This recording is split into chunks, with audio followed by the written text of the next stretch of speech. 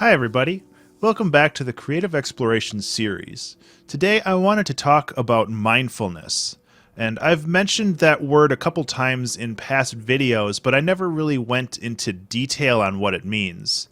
Also, I have to apologize. My neighbor literally just started mowing his lawn, so hopefully, hopefully that's not going to be too much of a problem for background noise in this video. So I initially wrote about this topic in a blog post called Learning to Program Can Make You Better at Everything, which I realize is kind of a clickbait title. And what I wanted to do is kind of revamp the core concept of that post. And because it really ended up talking about just mindfulness and being aware of what's going on. You can find the original post down in the description below, though, if you're interested in reading it, but most of the content will be the same.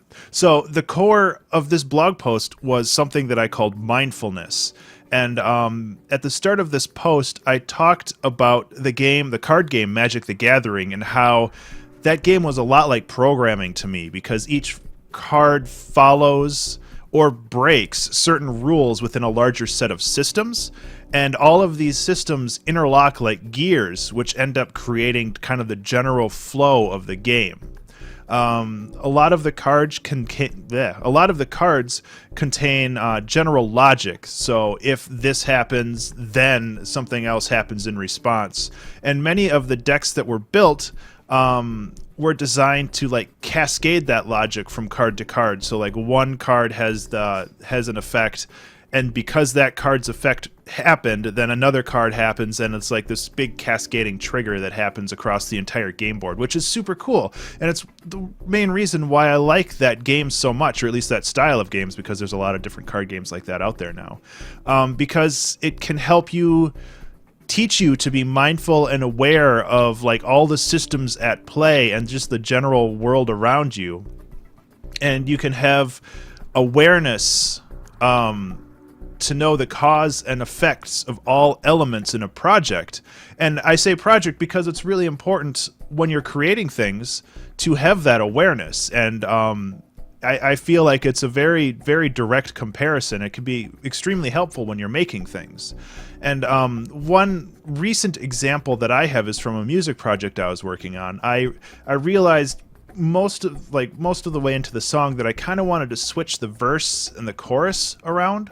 But since there's a key change between these, I also knew that the first section established like the song's root tone, like what the listener expects to hear as kind of the home for the song.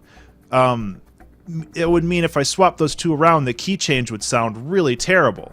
But since I was kind of mindful of this situation and I kind of understood the basics of music theory and kind of how all of that worked together, I was able to realize all of these issues before I even made any changes. And I knew the fix of the issue before it even became a problem, which is what mindfulness to me is. It's being aware of all the systems at play or all the rules that you're working around, and just figuring out the best, figuring out what will happen basically if you make one change, how that'll affect everything else in your project or whatever system you're working on. And it's a very, very similar flow of logic to programming, because in programming you have a set of rules which are generally various logic to move data around, and being able to predict and overcome issues within that system can help greatly with really any complex project, even in art. Because art also still has rules and systems in place, even if these rules are a little more flexible than like the realm of programming. These rules are still made to be broken. Like music has music theory, and visual arts has like color harmony and the rule of threes. So if you are like a visual artist, sometimes you might have an image and you have like all the elements that you want, and you have the overall general feel and atmosphere of the song, or not the song, the image. But for some reason things just don't fit together the way that you want it to. You could try just switching your brain to that logical side and try to figure out all the systems that you have in play in your visual piece. and see if there's something that's like affecting something else. Like, is the symmetry wrong, or is the contrast off, or is like this one element affecting the symmetry, which is affecting the contrast, or like the rule of threes and all this other stuff. Like, there's all this stuff that's affecting everything else, and being aware of how all of that affects each other is really kind of the core of what I'm trying to say here. And it's not always just a single element either. It helps understand the system as a whole. So, taking another example from something like web development, like if you have a text box on your web page, and you just want the user to input some text, you don't know how much they're going to put in. Excuse me. So, what if the user puts in too much text, like larger than the box? Does it wrap? Does it just cut off the extra text? Does it scroll? Will the text box just expand automatically depending on how much text the user puts in?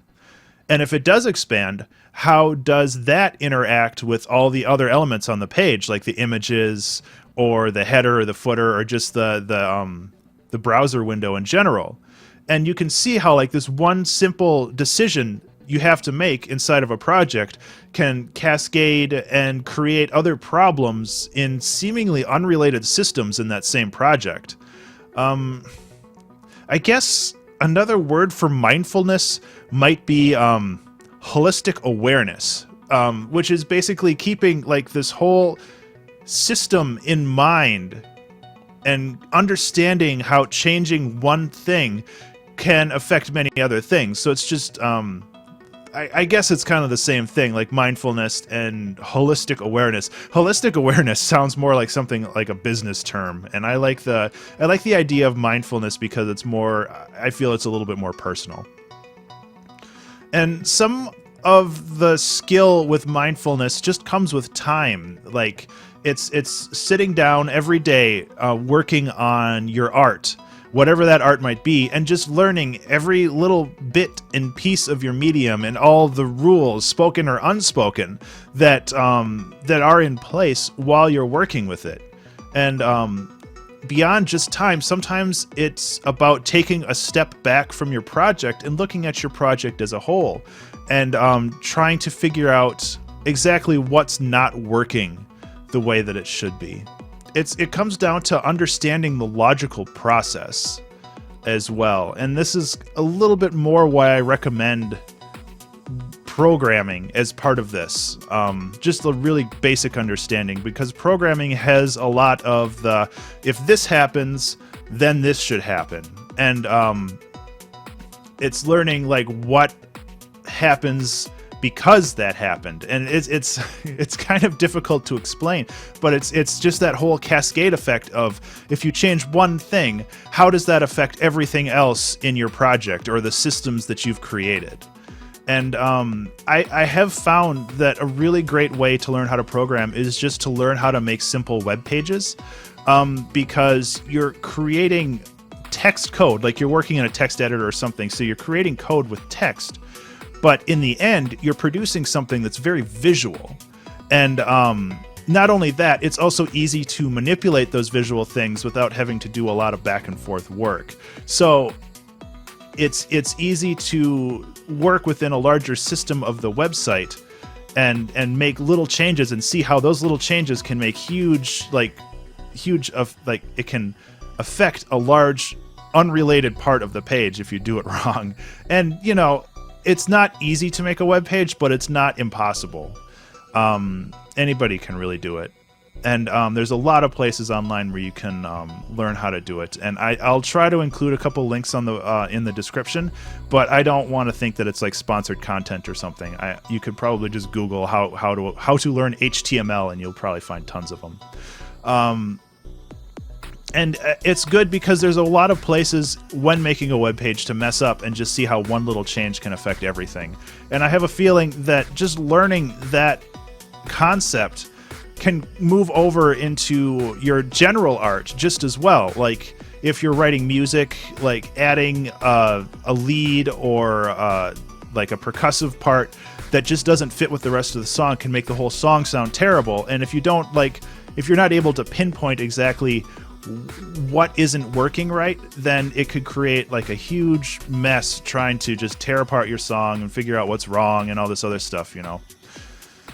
So being mindful of your projects will often help improve the fundamental way that you think about and overcome problems that might arise during those projects. And really, this ability can transfer beyond just your creative projects as well. This ability can help you understand the deeper layer of systems that you face daily, like at school or at your job or at home. And often it can open new windows of opportunity to improve or optimize your daily life. I find this topic really interesting, but it's also kind of nebulous to explain. So hopefully I did a decent enough job with that. And if you have any thoughts or comments about this video, please get in touch with me through the comment section below, or just on my Twitter, my social media that you can find over to the right.